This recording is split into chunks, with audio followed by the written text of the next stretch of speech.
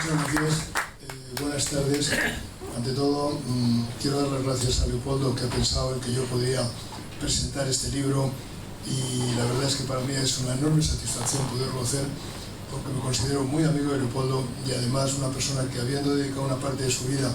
a vivir en el norte de Marruecos, pues he podido desarrollar una sensibilidad hacia lo que significa Tánger y lo que significa en todo el sentido de la palabra y de las conexiones posibles hacia abajo y hacia arriba, por lo cual me siento muy satisfecho de poder dedicar aquí un tiempo a hablar de este libro, que he leído entero. En algunos casos he repetido capítulos y quiero compartir con ustedes mis reflexiones sobre la novela, sobre Tánger, sobre aquellos años, sobre lo que significaba socialmente aquella ciudad. Y ya de entrada, pues voy a hablar de las dos cosas que creo yo que hay que hablar aquí, porque es una presentación de un libro hecho por un autor, es decir, hay que hablar del autor y hay que hablar del libro. ¿Por qué? Porque sin hablar de Leopoldo Ceballos, pues es difícil entender el significado del libro. Sin conocer la peripecia vital de Leopoldo, pues también es difícil entender el significado de este Tánger de la novela, porque es una historia, esta que nos cuenta Leopoldo, que tienen unos personajes, pero sobre todo, y esa es una característica importante, es una historia también de una ciudad, de tal manera que son difícilmente separables la historia de los personajes y la historia de la ciudad. Y además todo esto se produce no en un momento cualquiera, sino en unos años especiales en donde pues Europa, España, el norte de África respondían a unas fuerzas y a un equilibrio absolutamente distinto del actual. Yo diría que especialmente muy distinto del actual. Porque en definitiva Leopoldo Ceballos es un tanjawi, es decir, es un tangerino que ha vivido allí, que ha crecido allí, en una época muy especial de la ciudad, que es esta, digamos, primera mitad del siglo XX o segundo tercio del siglo XX. Tánger era el lugar donde vivía su familia, donde su padre, que era abogado, trabajaba como miembro activo del Colegio de Abogados local, pero también como persona de referencia dentro del mundo de las fuerzas vivas tangerinas y en particular de las españolas. Y claro, pues eso le ha hecho conocer y vivir desde dentro lo que era ese entorno, que en definitiva era un entorno social y sociopolítico también, porque estaba muy marcado por los protectorados, el protectorado español, el protectorado francés, la propia realidad española, la de la península, que estaba pues, y hay que recordarlo mucho, porque es importante saber que está solo a 13 kilómetros de distancia, ¿no? Y eso pues es inevitable una simbiosis de proximidad, y que se vive cuando se está tan cerca y cuando levantas la vista desde Tánger, desde cualquier sitio, y puedes ver la costa española. No los días transparentes, casi todos, porque es tan la cercanía física, que la proximidad, no solo física, sino afectiva y personal, pues se da con intensidad. Habitantes de Tánger que en definitiva estaban buscando un mundo mejor, un mundo donde hubiera oportunidades económicas, pero no solo económicas, porque Tánger, en un momento en donde estábamos viviendo pues una serie de movimientos totalitarios en el resto de Europa, Tánger era un oasis de libertad. Por lo tanto, la población que estaba allí vivía y disfrutaba dos facetas: la faceta, digamos, de libertad económica y la faceta de libertad con mayúsculas. Leopoldo, y esto es importante conocerlo para entender un poco la génesis de la mentalidad tanjawi de los tangerinos de aquella época, estudió el bachillerato en distintas instituciones, unas laicas, otras religiosas, y realizó sus estudios universitarios en Granada, como una parte importante de los que vivían en Tánger, y yo les diría también de los que vivían más al sur de Tánger, porque había, digamos que, una especie de proyección granadina en clave universitaria, y que sigue siendo todavía la realidad. España tiene 11 colegios de bachillerato completo, desde niños pequeños hasta que se termina el bachillerato, a lo largo de la geografía marroquí, y esos alumnos de esos 11 colegios son del Distrito Universitario de Granada, es decir, Granada sigue existiendo allí con una proyección real, y eso es lo que hizo en definitiva que Leopoldo en aquella época, de una manera precursora, pues fuera hacia Granada, que tantos luego han visitado desde la óptica de la cultura española y la nacionalidad marroquí. A lo largo de su vida profesional, él se ha alejado otras veces de ese mundo, ¿no? Pero siempre ha vuelto al Mediterráneo, y yo creo que eso es una característica que tiene el mundo de ese Mediterráneo, que una vez que te atrapa, ya recurrentemente vuelves a él. A mí me ha pasado también en distintas ocasiones, y no hablo del Mediterráneo desde el norte, hablo del Mediterráneo desde el sur, que tiene una capacidad de seducción especial. Al principio de su vida profesional trabajó en una importante ingeniería, y luego tuvo una primera experiencia, no digamos en lo que es actualmente el Reino de Marruecos, en Argel, donde estuvo en la Cámara de Comercio Española, y ya empieza a sentir que iba a ir más veces a Argel. Aquello era un mensaje precursor que yo creo que él no captaba, pero ya estaba metido en la red, en la tela de araña que te envolvía y te envolvía en la realidad del norte de África, ¿no? Bueno, como las cosas tienen su evolución, en un momento determinado Leopoldo decide hacerse funcionario y se hace secretario comercial del Estado. En calidad de ese puesto de trabajo, de esa posición, fue 2 veces consejero económico comercial en la embajada de Argel. Reiteradamente volvía al norte de África, yo diría mejor, volvía al Mediterráneo, y luego pues hizo 2 puestos también en Copenhague, y finalmente cerró su carrera profesional como funcionario en un puesto que para mí está lleno de significado, que es el de consejero económico comercial en Tel Aviv, porque en definitiva ahí lo que hay de elemento de unión, de elemento aglutinante, es el Mediterráneo, y una forma especial de ver las cosas que quizá las sombras de hoy día no nos permiten ver en la auténtica dimensión, en la auténtica perspectiva. Por lo tanto, yo les diría que estamos ante lo que yo llamaría un auténtico ciudadano mediterráneo.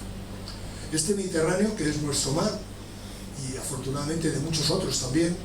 pues es un crisol de civilizaciones, es un ensamblador de culturas. Así se puede ver en cada oportunidad en que tenemos ocasión de verlo con un poco de perspectiva y no nos dejamos guiar por los titulares de los periódicos. Además, no hace tanto tiempo, los países del entorno mediterráneo pues eran países ciudades donde convivían pacíficamente distintas culturas, es decir, judíos, musulmanes, cristianos, laicos, ateos o agnósticos, vivían todos en una muy razonable, buena convivencia. Y esto no era solamente puntos concretos, era todo el arco mediterráneo, es decir, desde Tánger hasta, yo les diría, que hasta Sarajevo, y en medio Tesalónica, y en medio Estambul, y Esmirna, y Beirut, y Alejandría, y Túnez. Es que realmente eso es lo que hay que resaltar para entender en perspectiva en qué mundo nos hemos movido hasta ahora. Pues bueno, la novela es la historia de cómo una zona que era un paradigma de convivencia cambia a medida que lo hacen cambiar las circunstancias exteriores, y se inicia la diáspora de sus habitantes. Me refiero a la diáspora no solamente de los habitantes de Tánger, sino pues la diáspora de muchos de los habitantes de estas ciudades que he citado ahora, ¿no? Bueno, pues como yo sé que aquí en el público hay muchos que han vivido en Tánger y otros que no han vivido en Tánger, yo les quiero decir que este libro les va a permitir recordar a unos, conocer a otros, cómo fue esa época, una época de oportunidades que nos dan la ocasión de revivir aquellos años que Leopoldo cuenta, yo creo que además muy bien contados, porque la novela está muy bien escrita, de lo que fue la vida en Tánger. Y cuando digo Tánger, pues puedo decir La Boulette en Túnez, que eran lugares donde, vuelvo a repetir, habitantes de culturas diversas, distintas, pues vivían en convivencia amigable, ¿no? Y ese trasfondo de esa cultura, de ese porqué, pues se puede ver en cada página del libro, ¿no? Luego, pues esa diáspora, ese punto de inflexión se produce a causa de una serie de conflictos armados, que son las causas que van precipitando de una manera acumulativa la razón por la que al final ese mundo, pues en cierto modo, desaparece. Y esta historia que presentamos hoy en un libro que, por cierto, está primorosamente editado por Edasa, no es porque esté aquí su presidente, sino que realmente el libro es un deleite porque se puede leer muy fácilmente, un libro denso, con muchos personajes, pero que tiene mapas que explican la zona, que tiene árboles genealógicos que explican muy bien la ubicación de los personajes. Pues como le digo, ese libro no es solamente la historia de la ciudad y la historia tampoco de los personajes, y no es tampoco la historia de los españoles en África, los españoles de Tánger, que por otra parte daría lugar a una perfectamente interesante novela, pero no es esta novela, es otra. Y ahí quiero decir que es importante saber que esta historia es una historia de todos los tangerinos, no solamente de los españoles, de todos los tangerinos. Y por lo tanto, pues yo quiero decir que los españoles, los hebreos, muchos de ellos eran sefarditas, otros eran esquinazis, que habían tenido además una larga historia de alejamiento y de añoranza, y yo, como tengo esta oportunidad, pues la quiero aprovechar, que nunca, en mi opinión, les agradeceremos suficientemente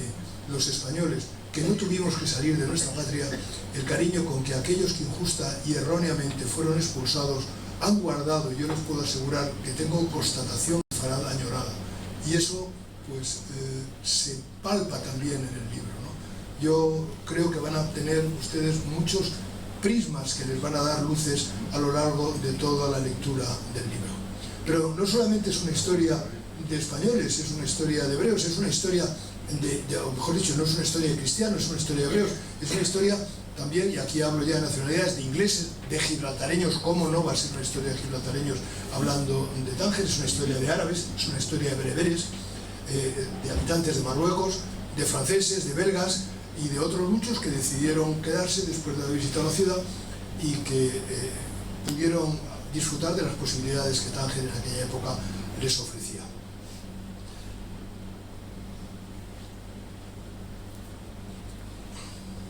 Nosotros,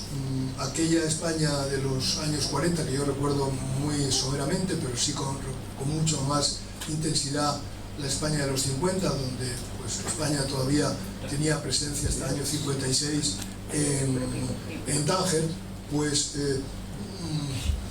lo veíamos, como les decía a ustedes, como un crisol de culturas, pero un crisol de culturas en la lejanía cuando vivíamos en una monocultura. Y entonces ese contraste de vivir en el pensamiento único, un pensamiento único distinto de lo que se llama ahora pensamiento único, pero un pensamiento único, y ver que había una ciudad donde había distintos pensamientos y que además esos pensamientos, una parte importante de ellos, se construían, se estructuraban en castellano, pues era, digamos que una impresión que aquellos que tuvimos la oportunidad, yo lo tuve porque mi padre viajaba mucho a Tánger, pues nos hacía percibir que había una realidad distinta, y ese papel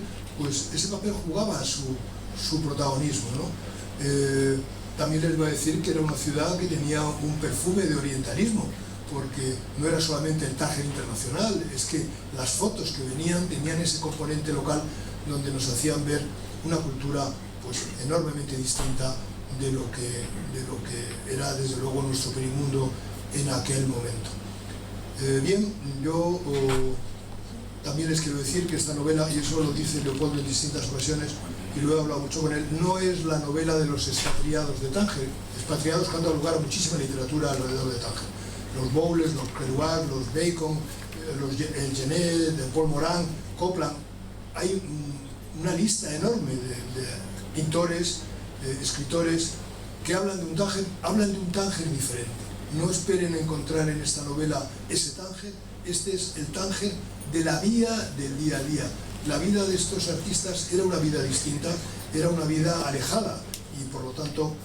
no representaba la auténtica realidad del Tánger de Leopoldo y el Tánger del habitante medio de la ciudad. Y como les digo que este es un libro para conocer la ciudad, les digo también que es un libro para amar la ciudad, pues a través de los personajes de la novela, que son pues personajes eternos, por reales, ¿no? Cercanos, y que bueno, pues formaron parte de esa realidad que yo les debo decir, la veo todavía cercana, aunque posiblemente la cercanía está más en mí mismo que en la realidad de los hechos. Yo querría cerrar ya estas palabras, pero no quiero por menos de hacer una referencia a un tema que me parece enormemente importante, que son las causas que hicieron que esa convivencia pues surgiera de manera fácil y digamos que armoniosa, ¿no? Y es que ahí había una clave importante, que había una educación compartida. Es decir, como les decía antes, en colegios laicos, en colegios religiosos, pero se forjó una convivencia pacífica en donde se enseñaba a todos los que allí asistían, y se les enseñaba por la vía de los hechos que precisamente esa educación en común era la mejor escuela de tolerancia. Yo creo que aquí hay una lección importante para especialmente los días en que vivimos en estos años y en esta realidad más cercana y que ustedes conocen perfectamente bien. Hay otro reto también, y este es un reto especial para los que conocen Tánger con más profundidad, y es que claro, hay mucho personaje camuflado, hay mucha familia camuflada. Entonces yo les invito a aquellos que vayan a leer la novela, y a mí me gustaría que fuera un número importante, pues yo les pediría que trataran de identificar detrás de las familias qué familias son las que están ahí reflejadas, y detrás de los personajes qué nombres y apellidos pueden haber, incluso hasta en el propio autor, que yo creo que trasluce sus vivencias en más de uno de los personajes que por allí andan. Porque en definitiva es a través de los personajes de las calles de ese Tánger, que todavía están vivas, aunque ha cambiado mucho recientemente, la estructura de la ciudad sigue siendo exactamente igual, y que para muchos pues en cierto modo fue el auténtico Casablanca de la película, porque Casablanca en aquella época pues era un poblacho, y donde realmente estaba ese centro de esa actividad internacional no era en otro sitio que Tánger. Y que ese Tánger que ha vuelto a ser, y el Tánger que yo he conocido físicamente a partir del año 2000, pues ha vuelto a ser una, ¿cómo diría yo?, pues una ciudad especial, donde hay de nuevo modernidad, donde hay desarrollo, y que después de unos años muy duros, especialmente para Tánger, que vivió una época de una enorme atonía, pues vuelve a ser la fusión entre Oriente y Occidente, tradición y progreso, pasado y futuro. Yo les invito a que visiten Tánger, porque yo les voy a decir una cosa. Me gustaría que leyeran ustedes la novela, pero me gustaría también otra cosa, y es que ustedes, los que no lo hayan hecho, visiten Tánger. Porque cuando estén ustedes embarcados en el ferry a Tánger la primera vez, no hay que ir en avión, hay que ir en barco. Pues dejen ustedes la costa española y salgan de Tarifa o salgan de Algeciras, pues llegará un momento en que se vayan acercando a la bahía de Tánger y divisarán la ciudad. Y cuando vean ese anfiteatro blanco, perfectamente dispuesto a recibirles, yo les garantizo que ustedes quedarán atrapados en sus redes. Muchas gracias.